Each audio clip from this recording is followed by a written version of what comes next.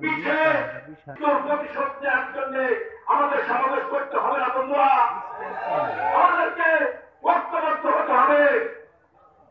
এখানে সময় স্বল্পতার কারণে কেন্দ্রীয় নেতৃবৃন্দ বক্তব্য দেবে।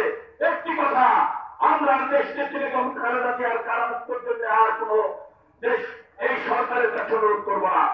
আমরা রাজপথে আন্দোলন করেই দেশ নেত্রী বেগম খালেদা জিয়াকে মুক্ত করব এবং নির্দলীয় নিরপেক্ষ তত্ত্বাবধায়ক সরকারের অধীনে এই দেশে আমরা বক্তব্য শেষ করছি।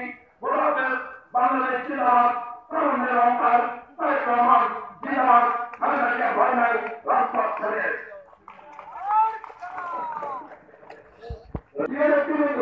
যদিও আমাদের কিন্তু কর্মসূচি শুরু হয়েছে সমাবেশ, তারপরে ওটাই দেখতে খারাপ দেখা গেল। আমি আপনাদেরকে বলেছিলাম আমাদের 14টা ইউনিটের কিন্তু ফ্লাগ রয়েছে এবং মেয়েদের মুক্তিবাদী শ্রেষ্ঠ। আমি এগুলো মাঝে আমি 5টা ফেসবুক দিয়েছিলাম আপনাদেরকে, প্লিজ আপনার ফেসবুকগুলো বলবেন ভালোভাবে।